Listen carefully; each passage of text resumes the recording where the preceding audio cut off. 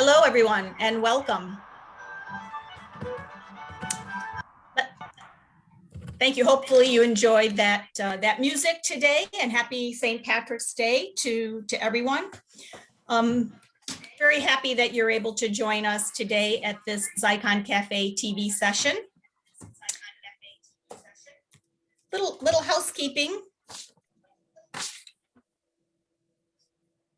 soon as I can get the slides to move. There we go. So I think everyone is probably very used to your Zoom controls, but just as a reminder, during our presentation today, feel free to ask any question and just put that in the Q&A chat at the bottom, and we'll be able to answer your questions perhaps throughout and certainly at the end. So I'm very excited to announce today's speakers. First is Elizabeth Gooding. Elizabeth is the president of Inkjet Insight. Elizabeth has a rare ability to see the print industry from many perspectives. She has managed creative teams on complex design projects, selected outsourcers for major brands, and helped print providers retool operations to accelerate growth. She is co-author of a book on designing for Inkjet and a curious consultancy, consistently seeking new and innovative ways for printers to hone their craft. Welcome, Elizabeth, and thank you for joining. Thanks so much for inviting me, Donna. Next, we have Dimitri Van Gaever. Dimitri is our market segment director for graphic arts here at Xeikon. Dimitri is always looking for ways to help Xeikon customers thrive and to help to bring on new customers. He is responsible for marketing in the graphic arts area. He is known as, which is also known as document printing here at Xeikon. He has held a number of sales and marketing positions during his 2 decades in the printing and publishing industry. And prior to joining Xeikon, he has worked in the OEM sector and has experience with both the vendor and the print provider industry segments. And welcome, Dimitri. Thank you, Donna. My pleasure. Looking forward to a great discussion with you and Elizabeth. And with that, I'm going to turn it over to Elizabeth. Thanks so much, Donna. As I said, I'm really happy to be here. You know, we're thinking, we want to talk to people who are thinking about Inkjet and also talk about toner, and we're going to have some fun doing it. I'm already poking fun at Dimitri. I set up Inkjet as the race car and set up toner as the Prius. But before we get to that, one of the questions is, you know, what am I doing here, right? I mean, as Donna said, I'm with Inkjet Insight. So normally you'd expect me to just be talking about all wonderful things Inkjet. And that's a lot of times what I do. But if we want to be a truly unbiased source of information, we have to recognize that everyone's situation is different. And we have to look at the business case for whatever type of printing process you're looking at. So with that said, Dimitri, what do you think about me making toner a Prius? Well, a part of me, to be very honest, was hoping for something a little bit more hip and cool, maybe like a Tesla, but I'm not entirely sure how a Prius is perceived in the US. Definitely taking my daughter to the karate practice would be much more enjoyable in an Inkjet Ferrari. But that being said, I think on a second thought, it's actually a good choice, Elizabeth. In many situations, I think a Prius might be the sensible way to do, right? As a responsible parent, keeping an eye on the family budget and also the environment. efficiency. So I'm no hard feelings here. It's okay. Oh, okay, good. That's a good way to start. Absolutely. So yeah, so you're here at a Xeikon Café. So once again, thank you very much, Elizabeth, for accepting this, and I look forward to this discussion. Just a brief recap for the people who attended. Who is Xeikon? I think many of you know that we've been around for quite a while, and one of our sole focuses is to continue to develop production print solutions for our customers. And over the years, we have made new machines. They became bigger, wider, faster. We've increased resolutions, and we ventured into new applications such as labels, packaging, and corrugated. And I think it's an important point near the end of the line here. You can see that we also embraced a single pass inkjet, both UV and water-based technology for durable labels, for corrugated. But for graphic arts, we kept our focus on dry toner as the technology of choice. And I hope the reason why we do that will become clear from this session. And then as a fun fact, the next slide I think is when people still wore ties to work, right? So you can see here the founding fathers of our company. I didn't wear a tie. Maybe I should have done it today. You can see them in front of the DCP-1, so the Digital Color Press 1, back in the early 90s as the first full color production press on the market. So yeah, so I wanted to include this picture as well. Yeah, so then we move along since Xeikon was kind enough to trust me to put some slides together. It's my first super friendly question I started off with, which is Inkjet eating toners lunch? And I get to give my perspective on this, which is that, in the mono area, yeah, Inkjet really is taking over that market pretty considerably. But with color toner, not so much. Color toner is really holding on to market share pretty well. And while both of these processes are taking volume from offset work, offset is huge, right? So, with more than 97% of work produced on analog presses, we can keep taking a little bit of volume away from offset, and we're just like a little gnat or a mosquito buzzing around its head. So we could double all of the digital volume out there and still not make a huge dent. But the other thing to consider is that beyond growing from replacing offset, inkjet and toner are both driving net new pages. So it's just a fact that as you go from a static to a variable process, there's things that you couldn't do before, and there's types of applications that customers will take on. So I recall a few years ago, I want to say it was 2016 or 2017, Marco Bohr of IT Strategies did a presentation where he talked about 35% of inkjet applications or inkjet pages being net new pages, meaning they weren't stealing from toner, they weren't stealing from offset. They were something new that couldn't be done before or wasn't being done because it wasn't cost effective. So, but again, looking at the monotoner side, Inkjet has already pulled significant volumes from the mono presses in transaction print, direct mail, getting rid of overprinting on shells in a lot of cases. And I think it's going to be increasingly hard for companies to compete against Inkjet with monotoner presses in those types of markets.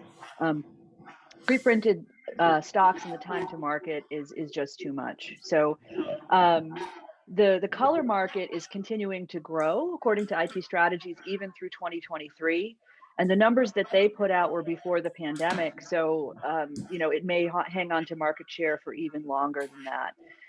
Yeah, and can we just forget about last year? That would be awesome. So Dimitri, do you agree that the volumes are going to continue to grow? Do you see that same perspective? Yeah. Well, yeah, I fully agree, Elizabeth. The thing is, of course, we have to recognize now, especially that many companies, including some of our own customers, are suffering from the situation. They're suffering from volume loss. But also, I think the general perceived trend is that the pandemic situation has accelerated, and we've read that many times, accelerated to transition to digital print. So on the one hand, that's good. There is growth, there is consolidation of volume.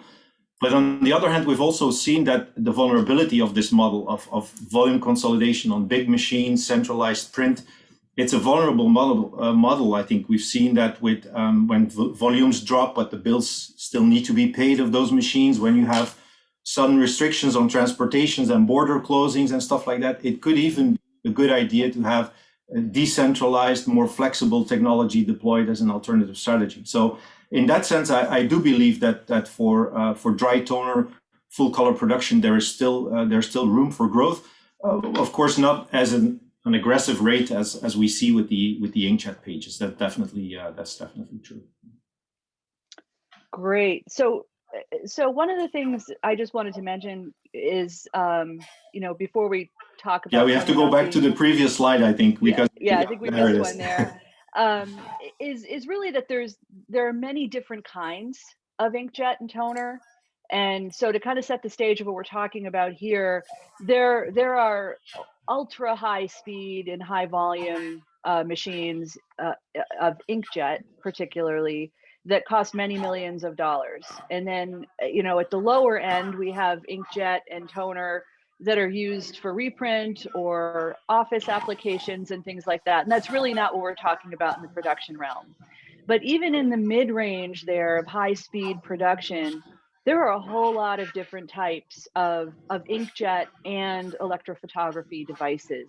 So you've got very, very fast web and even B1 inkjet at kind of the top of that. And then you've got some dry toner and liquid toner. You have 2-up web, and then you've got B2 and B3 inkjet. And you've even got, a narrow web roll. You've got a number of entry-level solutions that are roll and sheet fed.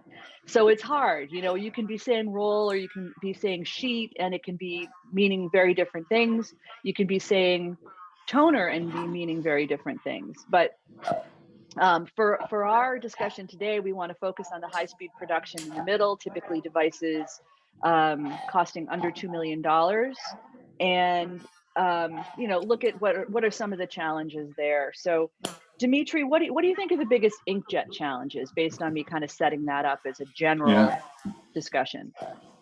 Well, I think one of the main ones, and it's listed obviously on the slide, is the volume requirements, investment requirements. So I think in order for the economics to work, you need quite a lot of volume. You need a standardization of your process and your application. And in many cases, when we're in a discussion purely looking at running costs, so the consumable cost per page, inkjet will be cheaper in many, many cases, right? I think in the discussions, we see that not all people factor in all the variables. Like, so looking what's below the surface, can the press run full speed for my application, for example? Does the ink consumption change if I change from application or paper? Did I factor in the cost of the multiple shifts? Are there other costs I have to foresee to integrate such a device in my environment in terms of workflow, in terms of finishing? So all these things make it into a very big project for many companies. And I think that's still a challenge to get that figured out. Secondly, I think, and we will discuss that later if I'm not mistaking Elizabeth, on the substrate. And so there is, of course, work being done. There is improvement being done for substrate versatility. That's still somewhat a challenge.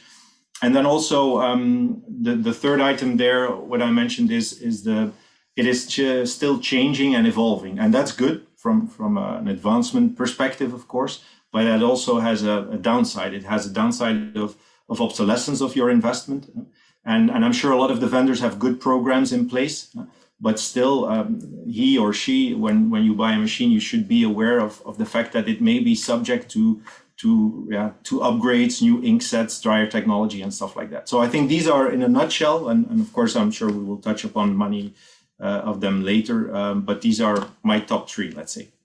Okay, great. Yeah, I think we're probably going to dig into those more. Investment is definitely a big consideration with inkjet. I will say that it's changed a little bit in where it was, a few years ago. You weren't getting into inkjet for, less than, actually well over $1 million. up until a few years ago, and you couldn't justify it, let's say volumes of 4 to 6 million, and some of that is coming down. I think we'll talk about that a little bit more. But first, I get to pick on toner a little bit and look at that, push those buttons. So, in terms of speed limits and scalability, it's not a matter of the individual press. It's a matter of toner capability in general, in terms of how wide it can go and how fast it can go based on the technology itself. And I think Xeikon has done a lot to push those limits and do well. And then generally speaking, as compared to the very high volume inkjet, there are some running cost disadvantages that we're going to talk about more. Pretty wide substrate ability. We're going to talk about that in a minute, but those rough and textured substrates give you guys a little agita. And the thing I hear a lot, and it'll be interesting, Dimitri, to see what you have to say about this, but I've heard some of the other print pundits say that all the R&D money is going to inkjet, and that toner is really at the peak of its innovation curve. Would you agree with that? Not really, but let's take the next slide. Indeed, I thought you might not. I agree. If you take the next slide, it's there already. I'm sorry. I hear it quite often as well, right? Dry toner is dead. I mean, forget about it. There's no money there, and there's no investment. So I think an objective way to look at the state of any technology is to take a look at the patent landscape. So how many patents are filed for each specific technology? And if we do that, just focusing on everything related to commercial print, to graphic arts printing. So I'm not talking about 3D printing or printed electronics, inkjet and stuff like that, just only our field, let's say. You can still see on the blue versus the gray bar that there's still a considerable amount of patents, even there was a period where it was almost 1-to-1 a couple of years ago. Now inkjet is increasing. But you can see, I think that for me, the conclusion is that there's still a lot of investment being done in toner development, in press and imaging development. One of our own examples, if I can go to the next slide, is we have continued to develop our platforms, right? And we are now at our starting, the picture with the guys in ties. So we started at the end of the 80s. With our first generation, we are now at our 5th generation platform, and each and every time we have made quite a lot of modifications, and some of them are also patented. Now, in our last evolution in the 5th generation platform, we developed a whole new fusing technology, actually, that's also patented. I think my conclusion is that indeed the perception is different, and of course there's going a lot of R&D money in inkjet, and they're doing great things and moving forward. But there's still a lot of development being done in dry toner as well. So I always put, let's say, the nuance in the story. That's great. So let's talk about some of the myths we have to bust about inkjet too. So, is graphic arts and coated paper, is that inkjet kryptonite? Well, that's what everybody likes to say, and maybe a few years ago that might have been true, but there's lots of different kinds of inkjet and toner, as we said before, serving a lot of different applications, even packaging and labels, where Xeikon is in the inkjet business, and industrial applications too. But for our conversation today, we want to focus on customers in the graphic arts segment. And if you're producing high quality coverage output on a range of substrates that must include coated gloss, you don't want to spend $2 million on a press, we're talking to you. So getting to the tough point, this coated gloss, it's slippery. So it really used to be a problem, but now not so much. But before we talk about the inkjet side of it, Dimitri, do you want to talk about how the SX30,000 manages different substrates, and then I'll talk a little bit more about inkjet? Yeah, sure. So the great thing about dry toner technology, it's in the name, right? It's dry. We don't use any water, so we don't need to dry or evaporate. There's no penetration of any ink into the substrate. So therefore, I mean, we do not have to slow down to increase resolution or something like that. So we always print at full resolution, full coverage, no drop size modulation necessary. So basically, it's quite straightforward. So you can print on uncoated papers or stock, offset coated, gloss, silk, matte. It doesn't really matter. The only thing, and you can see that in and we come back to that later. I mean, every technology has a downside, let's say. Now you can see the graph there when we print at full speed at 30 meters per minute or almost 100 feet per minute. At some point, we also need to slow down. And that has to do with another part of our technology, which is electrophotography. So we work with static charges, which means the conductivity of the substrate is very important. So the thicker the substrate, the heavier the coating which is put on it, the more power we need to condition the substrate. And that's why you will see that at some point, we also have to slow down a little bit. So it's not all perfect, as we mentioned in the beginning, but in terms of substrate versatility, there is basically, there are no real limitations as far as graphic papers is concerned. I think I heard Marco Bohr say at one point that if you throw too much power, you try to get to too much speed on a toner process, it will catch fire. So we have to like push those boundaries to the point we can. And you guys are doing a great job of getting there.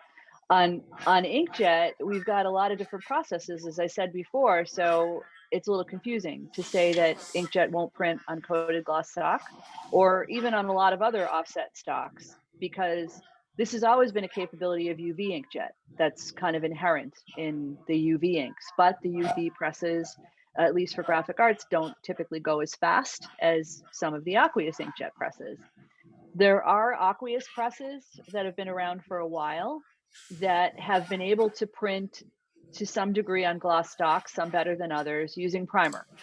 And that was typically the way that it was done, but there's been a lot of development in the past few years with adapted ink chemistry combined with advanced drying capability to allow a much better compatibility of inkjet with more stocks. But I think toner still has an advantage there, and we'll talk more about that as well. One of the other challenges with inkjet is you don't just say, oh, hey, it prints on these stocks. You have to actually test and profile those stocks with your particular press and tune them to get the best quality on them. So there's a little bit of added complexity in looking at working with those different substrates on the inkjet side. But what I want to say is it's not just about the type of stock, like gloss stock. It's, as Dimitri mentioned, it's also about the weight of the stock. So let's talk about some of the substrate and speed trade-offs here. Aqueous inkjet in many cases may slow for coated stocks. Toner may also, as Dimitri mentioned. We may have to slow for heavy or very light stocks, and toner may also have to do that. UV inkjet, particularly since that's all sheet fed and not roll fed on the graphic arts side, has a little stronger compatibility, as we said. Roll fed is going to be stronger with some of the lighter stocks, as you'll see on the chart here. On the lower side, we're looking at kind of a low of about 40 GSM, all the way up on the sheet fed to a high of 400 GSM. And where you see the shaded areas is where the device may have to slow down to support it, or where there's very limited devices that support that capability. So aqueous inkjet may slow also based on the coverage on the substrate. So not just the substrate itself, but the coverage or the quality level you want to deliver. And that's something that toner doesn't do. So there may be reasons why toner slows down, as Dimitri said, in order to throw more power at the fusing process, but that doesn't matter if it's 10% coverage, 100% coverage. That's going to be the same speed that's going to go through. So that's a bit of a difference with those two devices. So Dimitri, you want to talk a little bit about this SX30,000? Any things you want to mention about compatibility there? Yeah, no, exactly as you mentioned, Elizabeth. It's officially we start at 40 GSM. We know from experience that because of the process, we can print lighter stock. So we have customers even going as low as 20 GSM if you want to go on very specific papers. That's not officially supported, as you said. We also have to do some testing once in a while. So that's where that doesn't make us different. But you can basically go to very thin papers where you can put relatively high coverage, full color on it without having any issues. And then, of course, on the upper scale, there is up to 550 microns, which is usually for graphic papers around 350 GSM if you want to go to cardstock. So it's pretty wide, and indeed, as you said, there are some limitations. But not in resolution, not in number of colors, and things like that. So yeah. Yeah, and that's a pretty heavy stock to run through a roll-fed press. Yeah, and I also forgot to mention is the synthetics. So we know UV is also capable of doing that, and UV inkjet is also capable of printing on synthetics. There are a number of synthetic substrates that are being used on our technology as well, especially duplex technology is a little bit different than simplex. So our label machines, they can run on basically all kinds of synthetic stocks. For our duplex machines, it's a little bit more limited because of the heat development. And so we need to have a substrate which is relatively heat resistant. But for example, polyester films for backlit applications and these kind of things are very well possible on the Xeikons as well. Yeah, some of the sheet-fed inkjet are handling Teslin and a few other synthetics as well. And as you said, the UV handles a lot. But let's talk about some of the strengths about print quality. So, and actually, Donna, did you want to start with a poll question before we talk about this? I would, yes. So let me launch the first poll question for our audience, get a little audience participation here. So please do take a minute and answer this question. Which process delivers better print quality? Inkjet, toner, or not yet sure? Do Dimitri and I get to vote? You do not.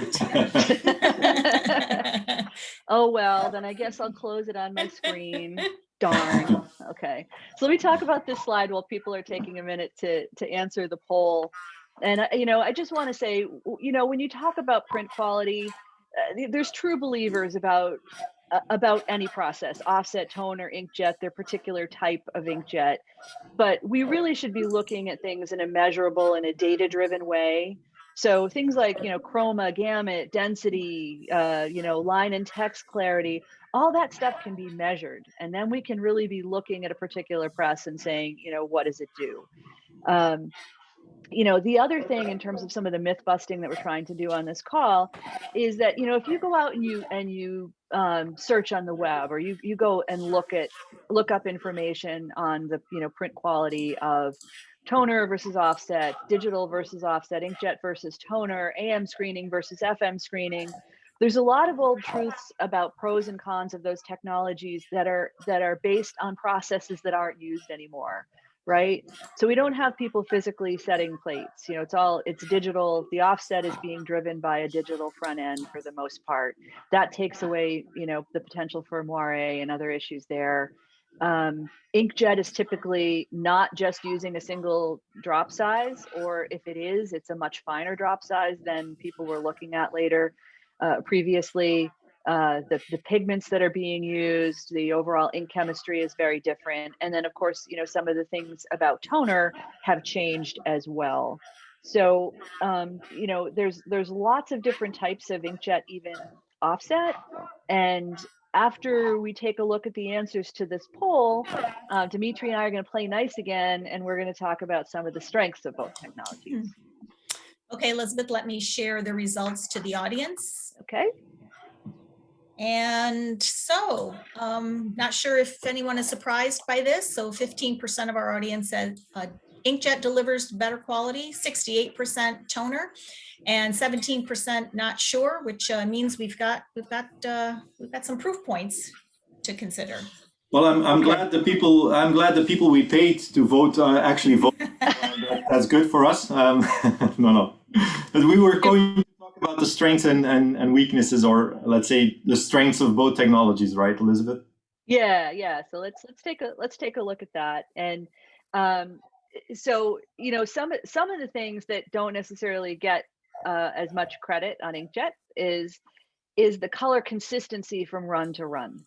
So the color capabilities of different presses, your mileage may vary if you're getting that sports car, see dealer for details, for sure. But once you dial in the color, once you get something matched to what your customer wants on that press, it's pretty locked in. A lot of times, 2 to 3 delta E, which is much better than what you would see on an offset press for sure. And in fact, these days, many graphic arts presses can actually exceed offset color gamut on some media, not necessarily on every media. And that's what we said, it's gonna differ based on how much the ink soaks into the page, how much of the colorant stays on the top of the page. We're also seeing the new presses with both higher resolution. Don't be fooled, resolution does not tell the whole story. We'll get to that a little bit more in a minute. But also finer dots, advanced pigment inks, the really strong ability to place those dots extremely accurately to drive beautiful image quality and really, really good line and text density. I also have to mention again that the UV inkjet has a very, very broad substrate compatibility, but aqueous is expanding. So we're getting this great quality on a lot of those offset uncoated as well as offset coated stocks. And in terms of, we're talking here print quality strengths. So we already talked about that kind of some of the potential cost advantages, and we'll get to that more. So Dimitri, tell me why toner rocks. Yeah, well, and some of the things have already been touched upon and will be developed later, I think, as well. But I think the substrate flexibility is an important thing. So that, and on a Xeikon press, you can do a lot of different applications, and the consistency of speed at resolution. So for us, resolution and speed are not linked. And so we always print at the highest resolution, no matter what the speed is. The image quality, I think we already briefly discussed that is linked with the printing process. So it's unlike inkjet, this is a contact process. So that means you have no dot gain, and there is actually a contact between the image carrier and the paper. The full rotary concept is also, that's quite unique to Xeikon, of course. I will also briefly elaborate on that, but basically a Xeikon can be an SRA3 press, it can be a B2 press, it can be a roll-to-roll press, it can be a press for banners. It's because there's no fixed frame size or image length, you can basically do whatever you want, as long as it's not wider as 20 inch, obviously. And then the change of colors, so we didn't really talk about that. So I have to admit the majority of our customers uses the 4 color stations or the 8 front to back, so the CMYK setup. The 5th color station can be equipped quite flexibly with an off-the-shelf spot color or something we develop for our customers, and a changeover in colors is about, don't trust my word, it's the guys that do the press, run the press, it's about a 15-minute job, because there's no purging, no flushing or things like that. It's dry, as I mentioned to you, so it's just swapping a color station and you're off to go. And then because of the maturity of the process, I think as a final point, it delivers quite some process stability. I know there are some reservations with regards to that, but we're going to tackle that in the next slide. Yeah. And just, talking about the 5th color, I think that is an important point, because with the toner and offering, the 5th color or white or, a security ink or whatever that might be, security toner that you add, you can change that over based on the job. Whereas there are a number of inkjet presses that also have the option for a 5th color station or for a UV or security ink or even mica, but typically someone is buying a press with that dedicated to a particular color or process, because it's quite complex to change that over. And also developing the custom inks, a Pantone matched ink. If you were trying to do that for custom versus having a high density black or something like that, that can be quite expensive. So that is definitely that swap over job level 5th color is an advantage that that toner has. So, but no process is perfect. So let's pick on each other a little bit more. Actually, I'll pick on myself first. So I'm gonna I'll show Inkjet's own flaws, but in fact, some of the process challenges that you might have with inkjet, many of them you have with offset as well. I mean, we're talking here primarily about comparing CMYK processes, and we talked about the potential to add a color, but in looking at that, you know, both offset and inkjet can have a challenge with offsetting ink from, you know, the top of one sheet onto the back of another sheet. That can definitely be a challenge. They can both have issues with picking or undried or tacky inks that get onto rollers and then pull away onto a media surface. It can happen on both of those. You can have ghosting, where an image appears on a different part of the page. You can have a grainy appearance, you know, dots where you can kind of see those dots. It can happen. Inkjet, offset, both of them. You can have registration issues with either process. Both of them, as if you're on a web, as the web gets wider or even a large sheet, you can have cross-process uniformity issues, which can show up as banding, like we showed here in terms of the picture. And then there are the special things that only inkjet has, which are the, you know, either the jet outs, which, you know, leaves a void down the web, or, you know, if you have a partially blocked nozzle or something that's not aligned properly, you can have, you know, a deviated jet result where you get a visual dark line. And then there's also the matter of scratch resistance. So UV has really strong scratch resistance. With aqueous, typically you're going to have to, you know, pigment is a little bit better than, well, dye sinks in, pigment stays on the top. Arguably, dye would be a little bit stronger with scratch resistance, but you know, that can be solved with the varnish at the end. But UV has the solution there. So,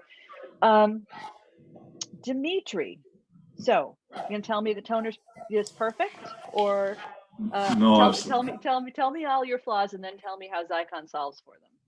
okay, I will do that. So yeah, there are some typical, obviously some typical artifacts in toner printing, and I think the users on that dialed in and maybe have a Xeikon press or have another toner press, they are familiar with that. So a lot of it has to do with the printing technology. So as I said, with the conductivity and the transfer of the toner, like the example you can see here is where you have the cloudiness, especially then in the greens here when the paper's too wet. So for example, when we were not able to condition it correctly, or you should lower the transfer currents.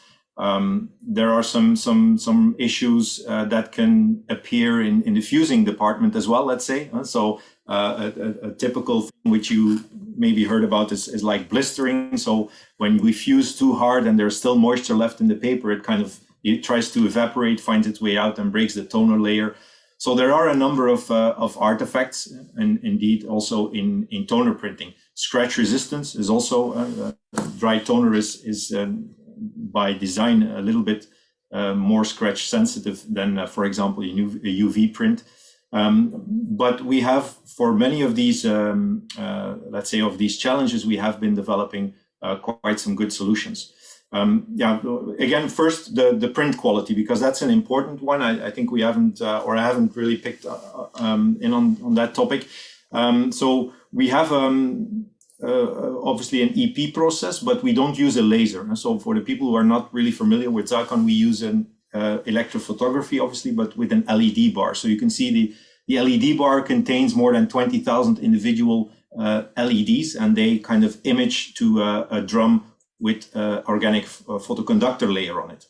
So if you go to the next slide, you can see if we zoom in on just a few of these dots, because we have 1200 DPI, so that's the native resolution, the hardware resolution of the imaging bar, we can actually place one dot every 21 micron.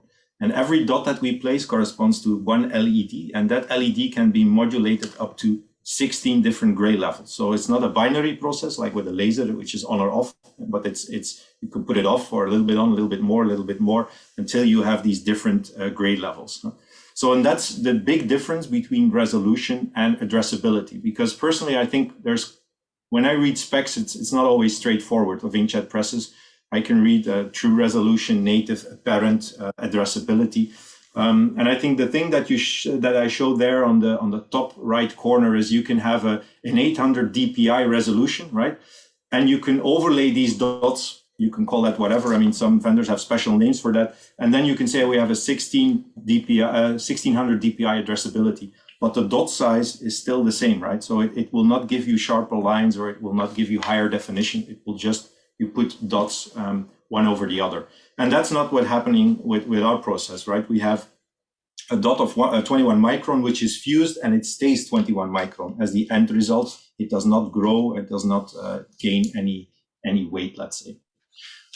If we go to the next slide, some of the other challenges that I've heard also before is, for example, about front to back registration. Well, that's a non-issue in the Xeikon technology because we have a single pass duplex process where we print actually on both sides of the substrate at the same time. So there is no turn bar, dual tower configuration. The sheet, we don't need to flip the sheet and return it under the imaging station. So it's a single pass process. And there you can also see the full rotary concept, the fifth color design, the substrate flexibility. These are actually the things that we have been continued to work on. And as a result, and that is maybe the next slide, in our latest platform and the Sirius technology, we worked along 4 major axes to counter these some of these things, like the print media conditioning. Going fast on heavy stock requires conditioning power. So that's what we have expanded on. So we also make sure that this module is a lot quicker up to speed so we can reduce the waste at startup, because that's also with web-fed presses could be a challenge. Second part is the toner development. Of course, we want to go faster, so we need a new toner with different characteristics. We want to make sure that the consumption of the toner is under control, that we keep the color gamut, that we can keep the coverage independence on the different speed. So that was a focus area. And then, as I said, the imaging technology, where we worked on a few things. Toner concentration, left-right density differences. These are kind of urban legends. They have been covered with developing new developer units that evenly distribute the toner and developer concentration before we transfer it to the drum, so that we put that under control. We have developed a QMM, which is our quality measurement module that has spectrophotometers and registration cameras on board, and in a closed loop feeds it back to the workflow to have kind of a cruise control feature, let's say, on your machine to keep the stability and the densities under control. And then I already mentioned the fusing technology that we have patented that because to have more fuser power, but also to have a good even gloss and appearance on your image. That required some additional development. So all these modules have led us to improvements on those areas to close the gaps with what we previously were confronted with. Yeah, one thing I'd mention on, and you can go to the next slide, Donna, is fine, but that ability to print on the front and back at the same time is important not only for the registration, but one of the challenges with all of these printing processes, well, inkjet and toner, is typically we print on one side, you bake the heck out of it or wet the heck out of it, when it goes through the dryer. And then when you go to print the other side, the paper has had some damage, the surface of it is a challenge, and you often get changes from the density and the performance on one side of the paper to another. It's something that people have to correct for. So that's a very valuable thing. And so let's talk just really quickly about sustainability, because we've got a bunch of other stuff to go to. We're going to be covering this a lot more on Inkjet Insight. We're doing a big push on sustainability. And I think we just want to say to everybody, this is an important area for you to look at with any press, not just the UV versus aqueous versus toner, but how the press itself is produced and the whole supply chain of how the materials are getting to you, and the de-inkability and the recyclability of what you're able to produce. Dimitri, do you have anything else to add here before we? No, I agree, Elizabeth. And looking at the time, I think we have recently published a white paper on that, which is kind of puts the different technologies for graphic arts together with liquid toner, water-based inkjet, UV inkjet, and dry toner. So it's downloadable. Maybe we should send a copy of it to the people who attended, so we can leave the slide for what it is here now at the moment, and go to the next part, which is also an interesting one, is the footprint, isn't it? Yes, because that's another thing we don't want to waste, right? Is space in our shop. So we looked at these measurements. We tried to keep them apples to apples in terms of what was included, engines, et cetera. So this is looking at roll-fed presses in this graphic arts space under $2 million. relative to the Xeikon SX30,000. And from a footprint standpoint, how many of them can live inside of a Kodak Prosper 6000C? I'm considering getting an old Kodak Prosper 6000C as my next vacation home. I'm going to put it near the beach and move in. Or I can park my Prius maybe in it. That's right. You can be sustainable by parking your Prius in the Prosper. It makes sense. And you know, the Inkjets tend to be taller, so we can fit more in there. So if we go to the next slide, this just gives you a sense of, you know, again, the SX30,000, you know, stacks up pretty well next to the sheet fed presses in terms of space use as well. So I tried to keep this, you know, again, to show that gray box in the back, what was the largest space we were talking about relative to roll fed. But I'm sorry to say, I have heard of many customers who have bought a press and did not do the measurement of how they were going to get it through the door, and had some big problems. And some of these presses, you think sheet fed is small, sheet fed is not necessarily small. So again, your mileage may vary. See dealer for details. Make sure you know what fits in your shop. Okay, so let's move on. And this is like what everybody's waiting for, because, you know, we say Inkjet has great running costs, and that's generally true. So we say, show me the money. But the challenge is we actually spent a lot more time on this topic than the couple of slides in this presentation would show. And the challenge is that calculating total cost of ownership for any of these presses is really, really difficult, because there's so many variables and the processes are completely different. So often buyers don't really fully understand the need to measure or what they're measuring. So just talking about ink costs versus toner costs, well, what kind of ink? Is it aqueous? Is it UV? Is it one of the, you know, kind of advanced chemistry, polymer, aqueous inks, which is going to be a lot more expensive than, you know, a thermal or a continuous inkjet ink? Do you need to use primer with it? Do you not need to use primer with it? What speed are you going to run the device at? A whole lot of different things, and the labor assumptions are completely different. And then a real big factor is the variability of what you're going to be running on the press. So Marco Bohr talks about the zone of flexibility. I might talk about it in terms of the zone of variability, in where there's a surprisingly broad potential fit for toner within that, you know, under 3 million volume limit. So let's take a look at an example in the graphic arts space. So I didn't put these numbers specifically together in terms of the chart, but I looked at it really carefully in terms of what was done. And there's no magic tricks here, and it's really just trying to be something for illustrative purposes to show how the shift of where a toner press could be justified can move based on the volume. Volume's huge. The variability of what you're running, the substrates you're using, and that factors into the substrate itself, how much coverage you can put on it, how fast you can run that substrate, and also how quickly how quickly you're able to run on that substrate. You have to slow down.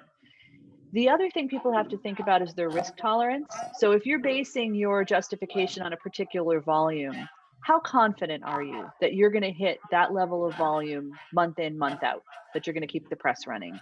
And then also the fit of workflow compatibility in terms of, you know, are you going to have to replace other equipment? Are you going to be able to, you know, run the variety of jobs that you wanted to run with the finishing that you have, and compatibility with mailing and things like that.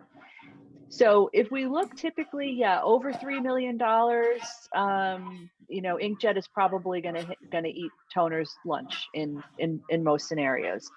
However, anywhere from under 3 million to under a couple million images can be a good spot for toner. And again, we're looking here, we looked at the Sirius configuration specifically, and then the black line is you know, kind of an aggregated generic Inkjet roll to roll where we included all of those roll-to-rolls that we were looking at running at its max speed and then running at its minimum speed, or what it has to slow down to run at its highest quality. And we look at kind of where these lines cross over. Donna, did you want to do another poll question here, or do you want to? I do. Yeah, Okay. let's just do it really quickly. Yep. And the question to the audience is, what page volume per month range best fits your business? So we'll just give folks a few seconds to answer. We do have some questions that I do want to get to at the end. So I think we're just about there. Great. About Yeah. 5 So more while seconds. we're waiting for the poll, I'll just say that, based on the wide variability in how low toner can be justified and the high end potentially of where toner can be justified, I think there's still plenty of room for both color toner and color inkjet in the market, and it's going to continue to be for a while. Dimitri, did you have anything else to add there before we see what the poll answers were? Well, well, maybe it's that I think this is the main message of that, at least that I would like to bring, is that by default, do not rule out, because that's what we often hear in the market. By default, if you're going to invest, and do not rule out dry toner because it's supposed to have a lot of things that were not clearly investigated. We can clearly see here that at some point the red bar, right, it's the best choice, until at some point, and that's what you mentioned, it can be variable. The blue lines start diving under it, and then of course there's no discussion. So what we always try to do is have a discussion with the prospect and customer, and look at the total picture, right? When people flash page dollars per page and things like that, that's not the right discussion. The discussion is look at your production. Let's look at how you would do it on an inkjet device, how you would do it on a Xeikon. And then, as you said, there's no magic. It's just mathematics to see if it's a good solution or not, and then you can make a good decision for your company instead of being kind of predetermined in your mindset. It's complicated to run the numbers, but boy, it's really important, because it's not a single answer for everybody. It varies. Absolutely. So Donna, do we have our poll answer? We do. So the majority of our audience prints within the 500 to 1.5 million space, and we have some couple of high rollers on our chart today. Okay. Yeah, but a lot of people who are in that mix of where they really need to look carefully at how variable their volume is, what they're printing on, and how this impacts the labor cost and everything else for looking at inkjet. Okay, so we roll on to our next slide. Because sometimes it's not an either or situation, right? Sometimes you have toner and inkjet working together. We can be frenemies with offset too. A lot of times you have all three happening. So I think for the digital technologies, for Dimitri and I, inkjet and toner, we should really be looking at not only displacing offset and continuing to take a nibble at the edges of that as much as we can, but also new page generation. Looking at the new value-added applications that can be produced. There's not a lot of value in just taking commodity work and pulling that over onto these processes. We want to be taking what was commodity work and making it high value work on these digital presses. And for many applications, many processes are a plus. So Dimitri, you had a couple examples that you wanted to talk about. So why don't we jump to those?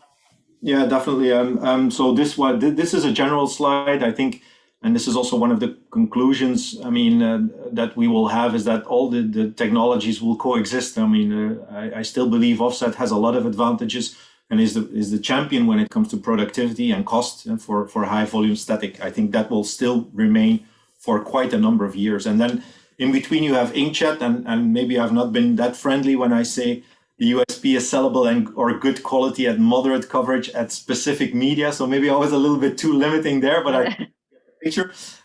And then on the other side, of course, I think the dry toner, specifically with the Xeikon for the short and mid runs, the variable print jobs with a very high quality on very different kinds of papers fits in. And how this works in reality, and that's because this is theory, of course, but in the next slide, this is one of our customers that actually does a phased deployment of the technology. So for the first big mass mailing, instead of doing pre-printed shells, and you already mentioned that's going away. They do the high volume, high-speed inkjet, and then based on that return and they go for a higher value piece, let's say, that they produce on the Xeikon, and they narrow down their search in their customer base or in their audience, and they provide a higher quality. So it will cost definitely more than they do on the inkjet, but they also have a higher return. So that's how it's justified. So the phased deployment is one case. The next case is, and again, we don't have a lot of time, but the next case is where actually you have several Xeikons, same story as a customer that has basically everything from inkjet that you can buy on the market, but he keeps the Xeikons for a very specific job in his company, for the really highest value direct mail pieces, when it needs to be ultra flexible. So for example, when, and this happens at some of the jobs that have been produced on high-speed inkjet, they go to waste in the bindery, they have to be reproduced.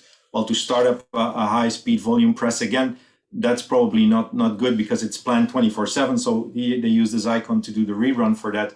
They use the Xeikon to do for fifth color applications when the customer wants a specific brand color, or when customers ask for a specific type of paper that makes it sometimes quite difficult to match on their inkjet technology. They also put that on the Xeikon. So are we competing there? No, I mean, we're just part of the piece of the puzzle, let's say. So that's a quick run through of two practical cases, and we only have 4 minutes left. Well, that's good, because I think we're on our last slide. We were wrapping up here, and just basically say we're probably not going to agree on everything about toner and inkjet. But you talked about some great applications where they both can live. I've also seen situations where customers have said that they won offset business that they wouldn't have gotten if they didn't have inkjet. And I'm sure there's probably toner examples with similar situations. But I think the real message is the more flexible and adaptable you are, the more work you're likely to get. So with that said, thanks for letting me play, guys. Maybe we need to do an episode 2 where we come back with our samples and duke it out. But can we answer some of those questions for people, Donna? Yes, certainly. So the first question is, what is the difference in toner versus inkjet for a magazine stock grade, such as super calendared A/B or lightweight coated stocks? Okay, I'll make some comments about that, which is sometimes with inkjet, you're going to want to go up a little bit heavier in the grade of paper that you would use for high coverage, because you could potentially, because it's actually soaking into the page.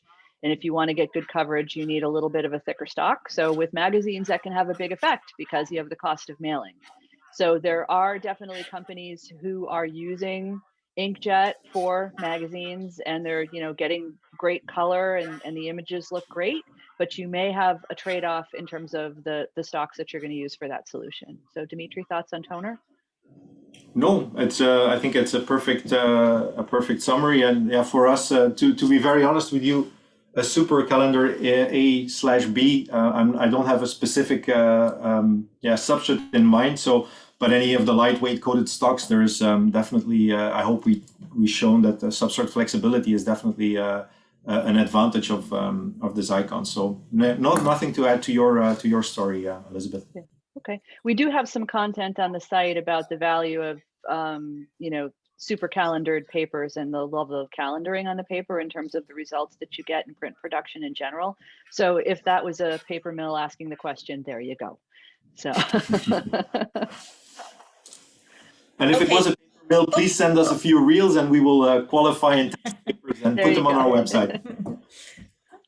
Okay, the next one might take a little bit more time, so we may have to get back to Garo on this, which is he's actually posing a challenge for us. One of the most important facts that we didn't raise today is on the application and products printed on inkjet versus toner. Any closing comments on that? It's a really long list on both, and maybe that's something we should add to our white paper. Good. And thank you, Elizabeth. That's actually a very good point to the audience. So in addition to working with us on this webinar, Elizabeth is drafting a white paper speaking to some of these points, which will be available again to all on here and many more. And sorry, Dimitri, I think you had a point to make. No, I think I recognize the name. Obviously, it's a well-respected and loved customer of ours, and he's absolutely right. I mean, if you look at the wide format industry, where you basically start printing on your first few inches of your reel, the concept, and that's not different from a Xeikon or is it a True Press or a VC 70,000 or whatever. You definitely have, first of all, the paper path, which is in your machine. And you have run-in. You need to make sure that the conditioning is correct. So there is indeed waste at startup. That's very different from most of the large format printers in signage, where you can basically start printing immediately. On the other hand, it's not an excuse. It's kind of part of the process. The substrate cost of wide format media is also different from let's say the jumbo rolls that are produced on the majority of inkjet devices. But it's a good remark, and that's what we try to do, is to try to minimize, also with the new technology, minimize the waste at startup, and that is something which still can be improved towards the future. Yeah, and that's the trade-off also. If you go to a B2 or a B3 inkjet, you don't have that startup waste, but on the other hand, your inks and you have to convert the paper, so you have additional costs there. Yeah, true. Yeah, absolutely. Good. All right. So I think we are at our time. I thank everyone for the questions and comments and for participating. I want to give, again, a very special thanks to Elizabeth for joining us today, and also for Dimitri. We are sharing here that you can reach out, of course, to Elizabeth and to Inkjet Insight, and as well as on the Xeikon side, feel free to scan in the QR code so that we can get you started on understanding a little bit better how toner can serve your business. And happy that you're here and that you joined us, and thank you again for your time. Thank you Bye-bye, so everybody. much. It's been a real pleasure. Bye-bye. Thank you very much, Elizabeth. Thank you, Donna, and look out for the white paper that's coming your way. Indeed. Bye-bye, everybody. Bye-bye.